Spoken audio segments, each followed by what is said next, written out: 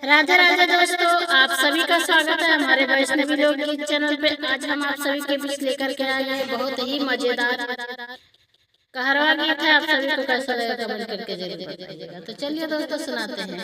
हरियर के हरियर टिकोरवा चटनिया नीक लागे हो बलनुआ चटनिया नीक लागे।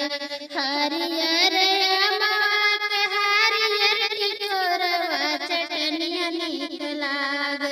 लागे हो बलनुआ चटनिया नीक लागे।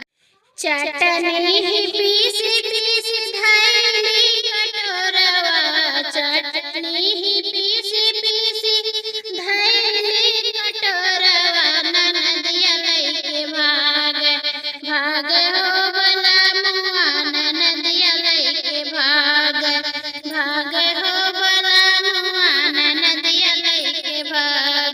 हरियर अमवा के हरियर टिकोरवा चटनिया नीक लाग हो बलनुआ चटनिया नीक लाग। दैना दे तू ननदी हो हमारी चटनिया, दैना दे तू ननदी हो हमारी चटनिया, बीरनवा तोहरे खई है हो ननदिया, बीरनवा तोहरे खई है।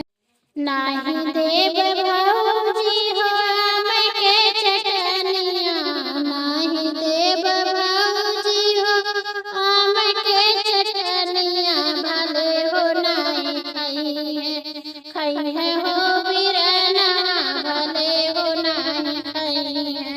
दैना दे तू ननदी हो हमके चटनिया, दैना दे तू ननदी हो हमके चटनिया, बीरनवरी सियाई है, बीरनवरी सियाई है।